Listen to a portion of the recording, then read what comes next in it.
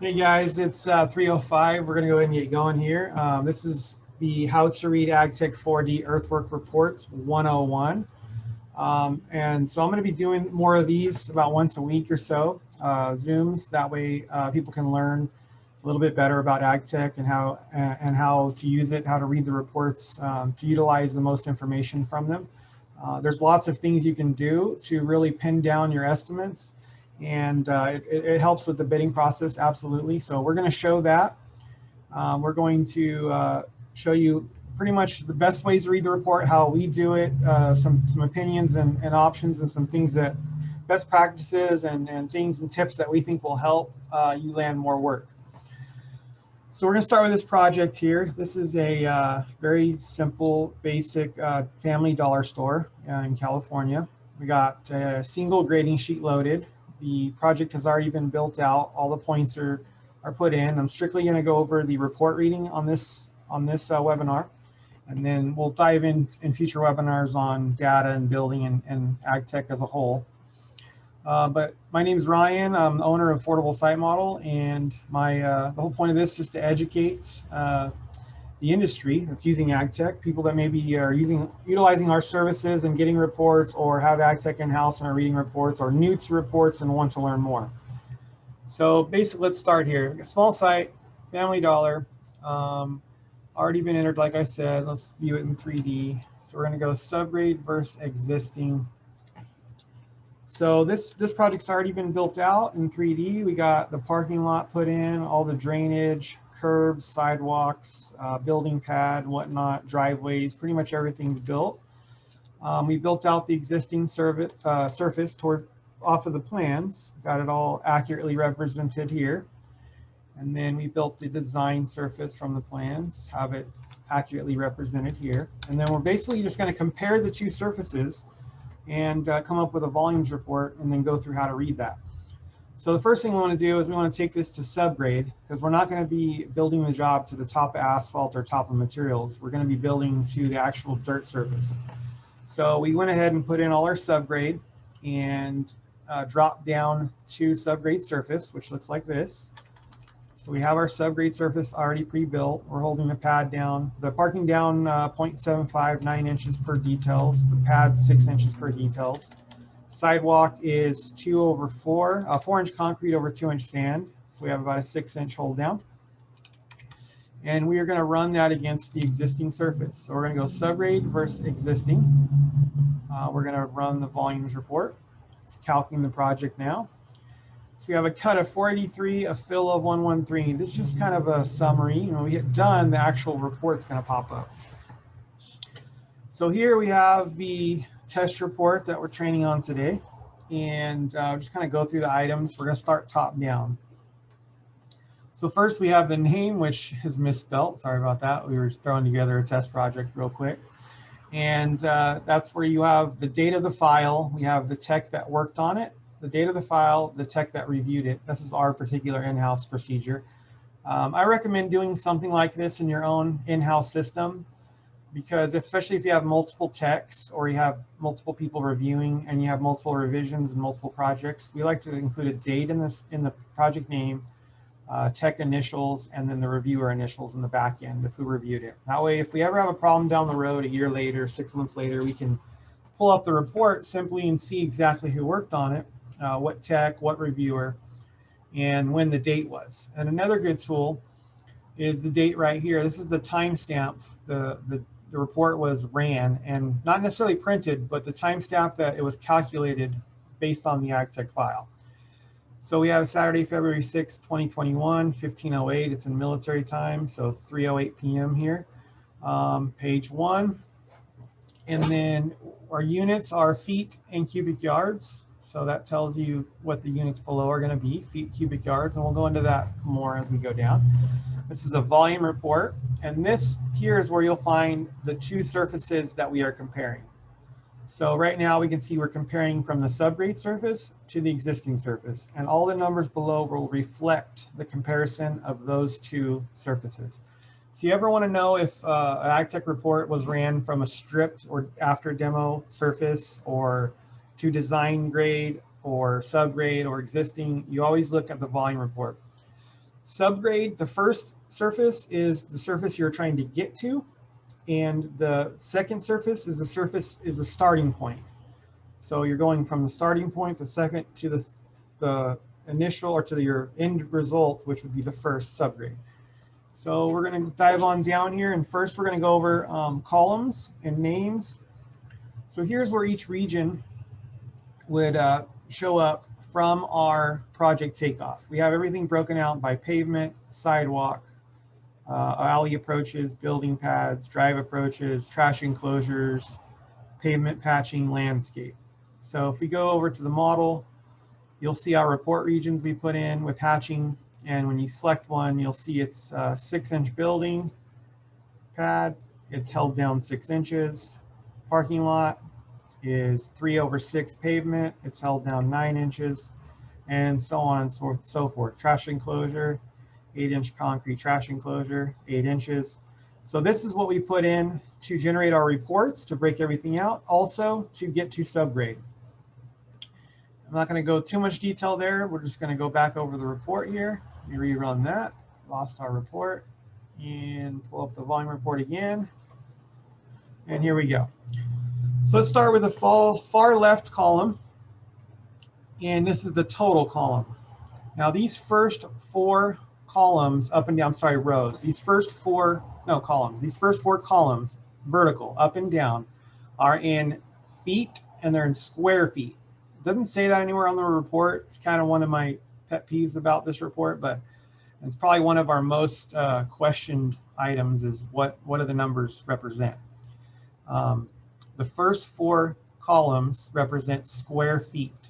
So you have your total square footage for each report region, and you have a region's total, grand total for the whole project. So for instance, on the 3-inch asphalt over 6-inch pavement, we have a total square footage of 14,024 feet. That encompasses that entire region.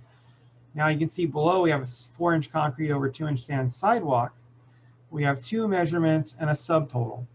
So there's 2 areas on the site that have sidewalk, and one is 1,357 square feet. One is 1,602 square feet. The grand total or subtotal is 2,959 square feet. And it kind of follows that pattern all the way down until you get to region's total. Region's total would be your grand total project square footage. So the entire project is 32,579 square feet. So if you're wanting to calculate, AB or asphalt or materials or whatnot, that's where you would pull square footages to do so, and you can just base it on depth and come up with a volume calculation. And we'll show you another way to do that as well. So we're going to go into the second row. I'm sorry, I keep saying row. The second column, which is cut. Now remember, this cut is also in square footage.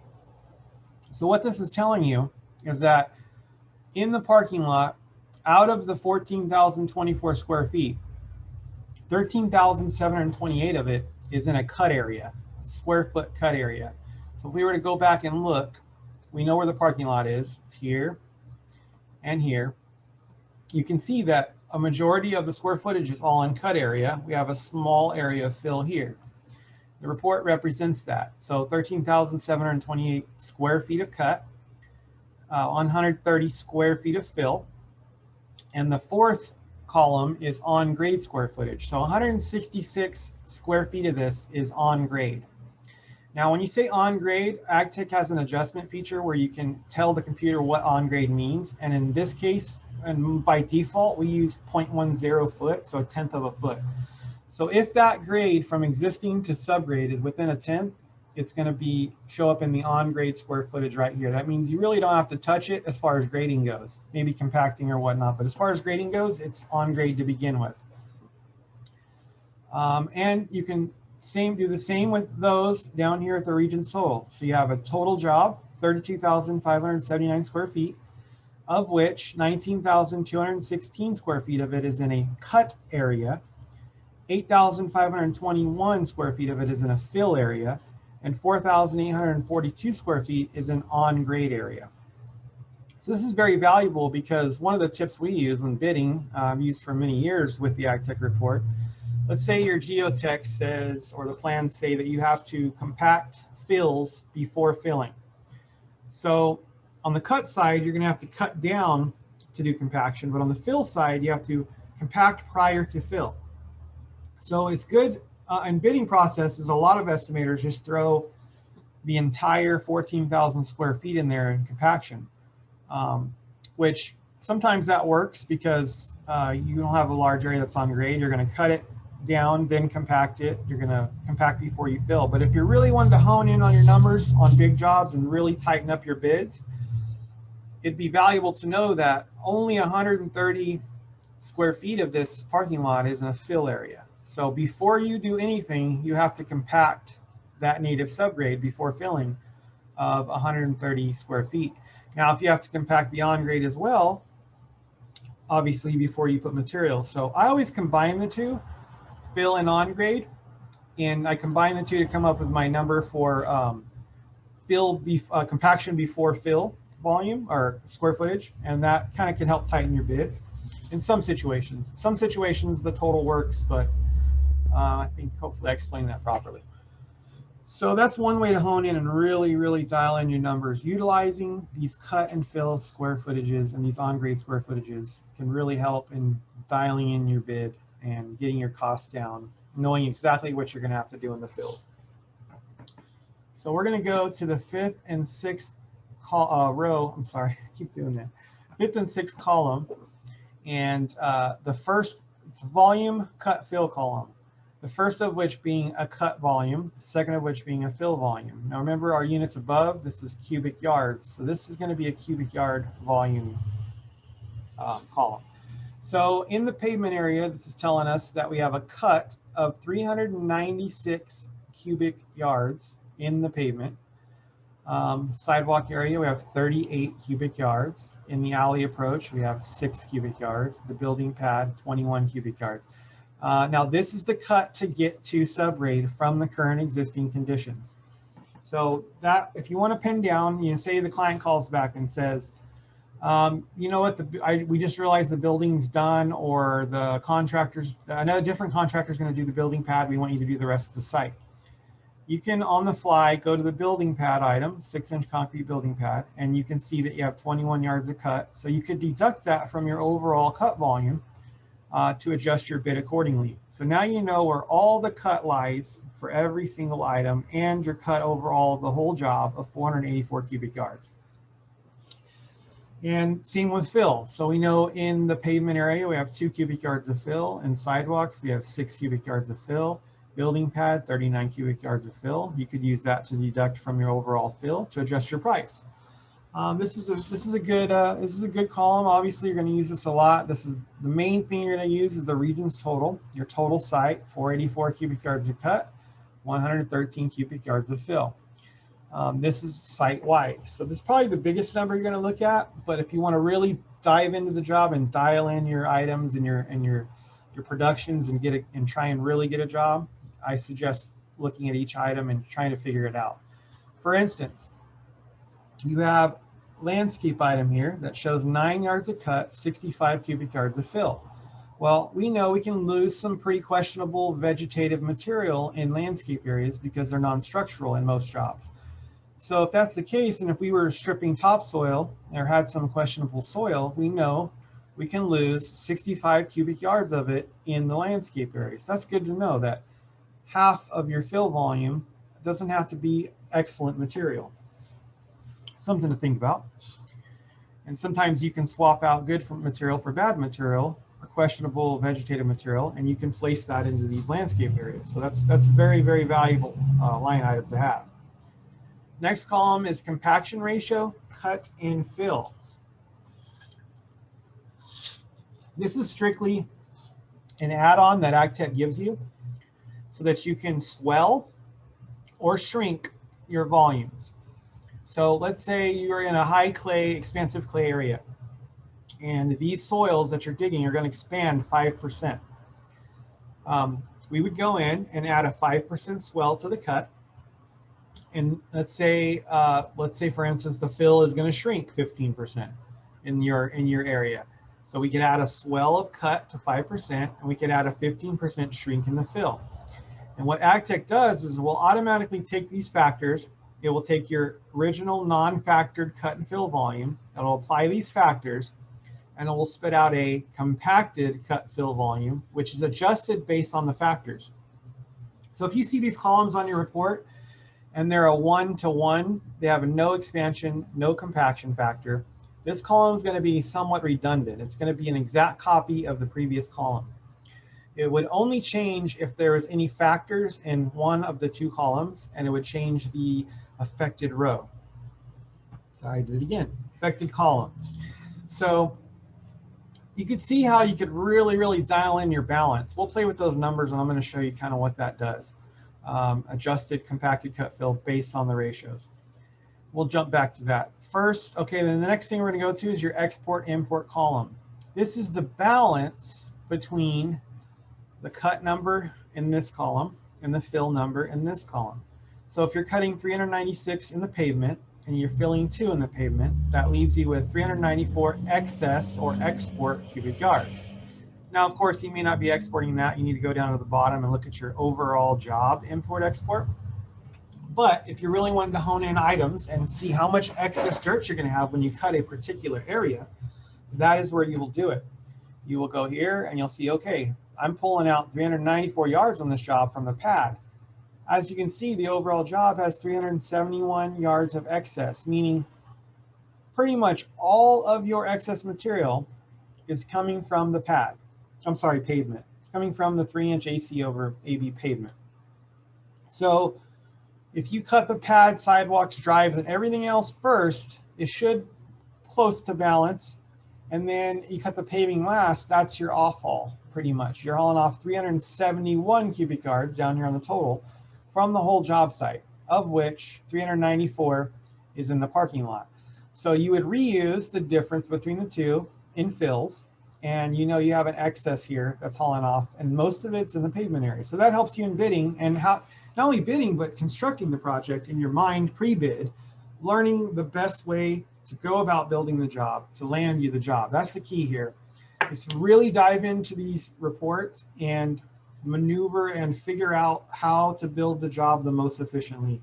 And that has so much value in estimating. I think a lot of people using Agtek don't utilize. I think most people go straight down to the totals and the summary, and they just plug them in and they go.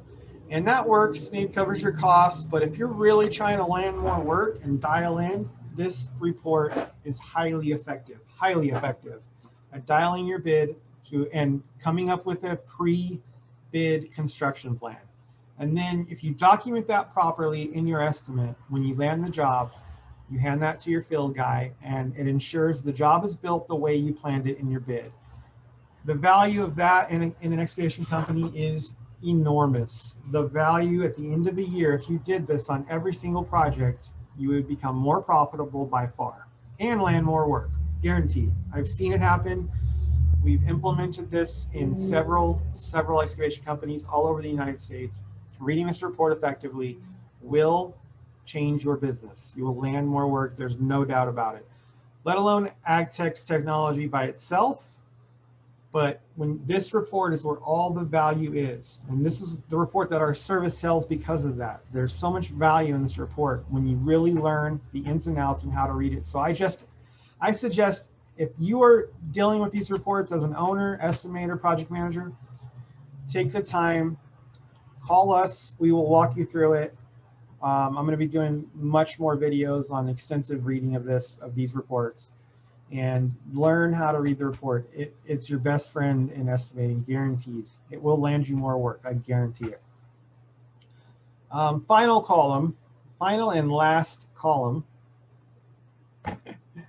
is, I did it right that time, change per 0.1 foot. So this column is where, you know, if you were to raise or lower that particular region area, meaning 3-inch over 6 pavement, how much would the site overall adjust? So every 1/10 you raise, you would have 52 cubic yards. I'm sorry, every 1/10 of a foot you raise the parking lot, you would need an additional 52 cubic yards. Every 1/10 of a foot you lower the parking lot, you would eliminate an additional 52 cubic yards. This is highly valuable mostly on the regions total column, because the 120 is your overall site change per 1 centifoot in cubic yards. So the entire site changes up, if you raise or lower, by 120 cubic yards per tenth. So if you see here, you have 371 cubic yards of export material on this job, and per tenth change is 120 cubic yards. How could we go about value engineering this site to help land the job, to help save the client owner money? This is huge, guys. This one tip, if you just do this one thing and learn this one tip will land you jobs. If you forget everything else I said and you use this one tip to provide a value engineering estimate to your client, you will land more work. We see it every day. We get calls every day. We help clients do this. They land work. It happens. I have hundreds of real life examples of this landing people work. It absolutely works. Submit your regular bid based off of the regular numbers, the 484 cut, the 113 cubic yard fill, the 371 export, but by all means, submit a value engineering to the client, the balanced site. Usually you can get away with raising sites. Sometimes it's hard to lower them because of floodplains and whatnot. So you have to pay attention to that as well. Always offer it with the caveat that they have to have design approve it, of course. So the easiest way to calc that, you're going to take your total volume of export divided by the change per tenth, and it will give you the amount of tenths that you need to change the site. If we're exporting this site, we want to raise it enough tenths to eat up that export, to leave it on site. So let me pull up my calculator here. Let's see, calculator. Let's do this real quick, show you how we do it. So we're going to take 371 cubic yards export divided by 120 change per tenth, and you get 3.09 tenths. Okay, 3.09 tenths. So if you multiply that times 10, I'm sorry, divided, my bad. 120, where was I? 371 divided by 120. Let me start over. 371 divided by 120. That's your amount in tenths. So you just move the decimal over 1, and you're going to get 0.30 tenths, so 3 tenths. So if you were to raise the site 3 tenths, 0.30, less than half a foot, you're going to eat up this export on site. Who doesn't want their pad 3 tenths higher? It gets them a little more out of the flood zone. Of course, like I said, the client has to approve it, the engineers have to approve it, but it's something you can say to the client. I can haul this dirt off for you, this is what it will cost, or I can raise the site to balance the site and eliminate the off-haul price and save you money. That one thing will get you work, guaranteed. If you have any questions on that, guys, call me or look us up, affordablesitemodel.com. I can go into depth on that. I can really help you with your particular project. If you have a project you're working on, we can come up with a balance scenario. So this kind of concludes the very basic top portion of the Agtek report. How to read it, how to utilize it, how to land more work. I'm going to keep it there today. I'm going to do another one that's more in depth on the below portions of the report, because we can go into a lot more depth. We can go into sectional quantities, where each item breaks out the actual volume of each quantity of material. So in other words, the volume of the material, the 3-inch AC plus the 6-inch AB volume at 9 inches over the area will give you a total volume for that material in cubic yards. So this can be very helpful as well in calculating your quantity. If you want to know how much concrete is in the building pad, you look here, okay, 6-inch building pad concrete, we have 172 cubic yards of concrete. Now, this is not in your dirt numbers above. This is what is being deducted from the design to get to the subgrade. So if you looked at the sectional total here, you would have 645 cubic yards total of materials going on the site, meaning that's how much we held down from the design to get to the dirt subgrade.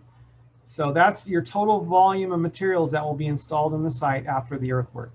This is not in the above region's total numbers. This is a side volume of just materials that's not included. There's a lot of value in this part too. I'm gonna go ahead and explain it. We're here, let's do this. Okay. Cool thing about this column, I'm going a little more depth. I was gonna end it there, but I love this stuff so much, I'm gonna keep going. Okay. Plane area. This column under sectional quantities, this is the sectional quantities that is related to these report regions. Removing the material to get to dirt subgrade, remember that. Plane area, this is the square footage of area of that item, 3-inch ACO or 6-inch AB pavement. Now, if we scroll back up, we'll notice it matches the total square footage above for the earthwork for the total site. Those two match. Here's where it gets interesting. You have a secondary column here called slope area. A lot of people in Agtek don't utilize this column. I love this column for estimating. It's a game changer. It'll make sure you don't leave money on the table when you're bidding finished grade slopes. And I'm going to explain why. We're going to do a small example, and we'll step it up to a bigger example. What this is telling you, plane area is the flat plan view area of that particular section, so pavement area or section or region. So if you were to take a plan view, a paper plan in front of you and measure it out, that would be the square footage. The problem is, as we know, these jobs are three-dimensional. They have slope. So everything has a slope typically, except for a building pad or certain items on a project. And what that does is the steeper the slope, the more the surface area exists. The steeper the slope, the more surface area exists. But when you measure it from a plan view perspective, you are missing out on the additional slope square footage because from a bird's eye view, it shortens the plane view of the object. But if you were to measure the surface square footage, you would have way more on a steeper surface than if you measured it from above in a plan view. So if there's not a lot of slope, you're not going to see much fluctuation in these two numbers. But if it's a 3-to-1 or 2-to-1 pond slope, the numbers are going to be 10 to 15% higher slope area square footage than your plan view square footage. I hope that sets in. That is hugely valuable because if you bid a pond based on grading the slopes, the pond slopes, using the plane area square footage, you are shorting yourself 10 to 15 to 20% of the square footage that you actually have to grade with the motor grader or dozer in the field. So really be careful on grading your slope finish grade. Utilize slope area column absolutely on these reports to really dial in your number. You're missing out on some money and some slope grading if you're not doing this. And volumes as well. This goes for volumes. So if I were to run my volumes based on the slope area, you could see it's not a lot because this parking lot's probably 1.5% to 2% of fall, but you're still missing about 7 square foot. Like I said, negligible in this particular situation, but on major slope. So if you had 4-inch concrete on a like a shotcrete or concrete slope, 2-to-1 or 3-to-1, 4-inch concrete slope, and you calc the volume from the plane area square footage, you are going to be way short material on that 4-inch concrete. So really, really pay attention to that when you're calculating materials and you're calculating your finished grade square footage productions. Make sure you're using the slope area column. The biggest change I see on this one would be landscape, probably has the most slope of the job. For instance, your landscape plane view square footage is 5,127 square feet, and your slope square footage is 5,388. It's a 250-ish square foot difference. Like I said, not huge, but if that area had 4 inches of concrete, 250 square foot difference would add up real quick. All right, real quick. I'm going to show you just quick math. 250 square feet divided by 27 times 0.33, that's 4 inches. Okay, that's 3 cubic yards. Not a lot of money. This is a very small job, but you could see where it could exponentially add up on a large project. Okay, 3 cubic yards placed. It's going to cost you what, $500 to $1,200 a yard, depending on the type. And if we multiply that times 1,200, you're missing out on $4,000 per yard. So you can see where this, on a big job, this is a very small job, less than an acre, and you're still missing out on $4,000 of materials if that had 4 inches of materials. So I hope that explains that. And we're going to do the last column real quick. All right, last column, volume. A little more explanation. The volume is just the plain area divided by 27 times the depth to give you the cubic yard volume of material. That's all. It is not utilizing or taking into account the slope area calculation. So be careful of that. This volume, be careful of just grabbing this volume and using it on a steep sloped area, because it is not doing the math based on the slope area. It's doing the math based on the plain area. So I think that's it for this basic report. We're going to throw in stripping. What we're going to do now is jump back, and we're going to say the owner called. We did this takeoff, bid it, did the takeoff, looked at the numbers, did a job site visit, realized there's 4 inches of grass that has to be removed from the site after our site visit. So what we're going to do is, I already went in and put in a 4-inch stripping region. I just haven't utilized it yet. So in this job, you'll see I have a strip grass 4 inches at a 4-inch depth. Okay, so we're going to rerun the report from subgrade to stripped surface. So you can see all the cut fills change immediately. And this happens because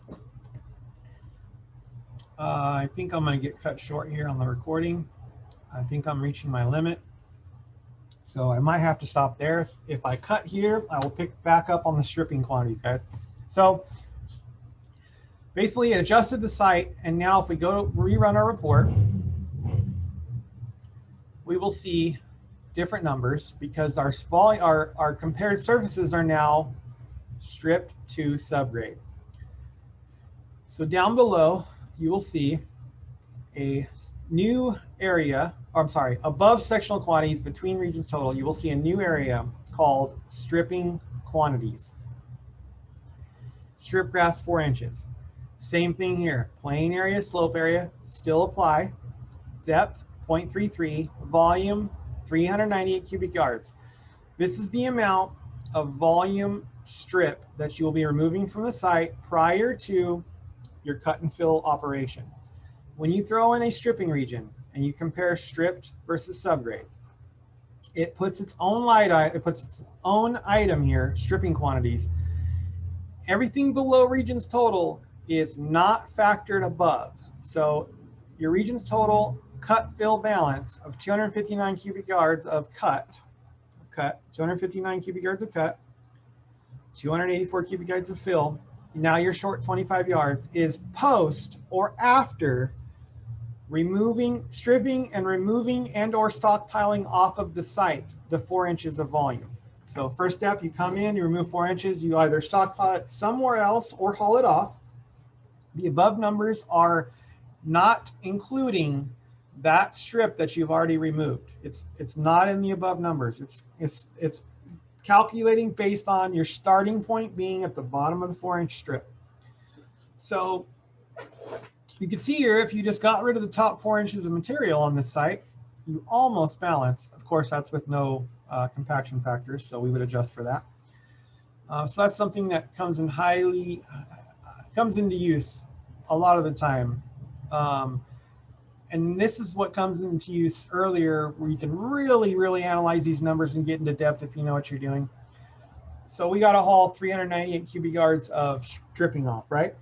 We know if we go up above that our landscape area has 124 cubic yards of fill that we can place. We know this does not have to be structural.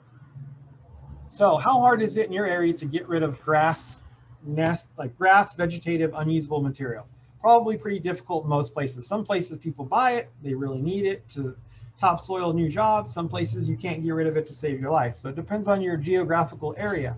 But I know I can replace at least 124 cubic yards I can swap out for good dirt. It's much easier to get rid of 124 cubic yards of good soil in most places than it is to get rid of 124 cubic yards of topsoil. Like I said, that depends on your area. But wouldn't I rather put 124 cubic yards of this strip into landscape instead of using good on-site material and then hauling off a full 400 yards of grass? I deduct my grass haul off by 124 yards. I use some of that grass in the landscape non-structural fill.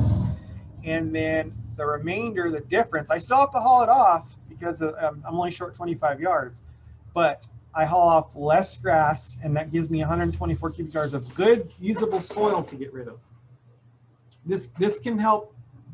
I've seen this one thing land people work as well, because you have a job that virtually can lose all of the strippings in landscape berms and landscape areas, and all you have left, the excess material, now becomes good soil instead of bad soil.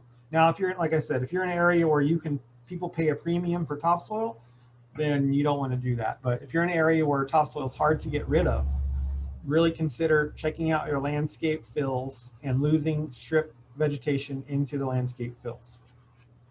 Okay. We're 1 minute out from being 45 minutes. I'm going to go ahead and end there. I'm going to post this job up on my social media, and so you can watch it if you guys didn't make it. Looks like this is my first Zoom, guys. I'm going to be doing this a lot more often. And we didn't have, it looks like nobody showed up. That's cool, because I recorded it, and I'm going to post it anyways. And hundreds or thousands of people will see it. So I'm probably going to use this video to send my clients. If they have 30 minutes to review, I suggest you please do it. This will help you land work, I guarantee. And if you have any questions at all, please reach out to me. Ryan Lancer, Affordable Site Model. You can go to affordableSiteModel.com. You can call me at 559-593-9060. That is my direct phone number. I will answer every time. If you leave a voicemail and I don't answer, I will call you back very, very quickly. Very fast response time. I'm here to get you more work. I'm here to land more work. I don't care if you're not one of our clients. I will help you. I'm doing this to help excavation companies land work. That's the whole point. That's my passion. I'm an estimator of 20 years. I've been in dirt my whole life. Started a new podcast. Check that out if you want to learn more about me. Go to thedirttechnologypodcast.com. thedirttechnologypodcast.com. You can click on any link on my social media and go find my podcast. I'm not going to pitch it anymore, but that's it. This is not it's not a sales video. This is a learning video, an education video, and that's what I'm trying to do, is educate this industry on Agtek4D, which is a program I love and use, and we have over 10 software keys in use in our office. So guys, that's it. Signing off. Ryan Lancer, Affordable Site Model. Hope you enjoyed. Give me feedback. Email me, ryan@affordableSiteModel.com. If you have any questions, call, find me on social media. I hope you guys have a good Saturday, and I'm going to sign out and end it there. Thanks, guys.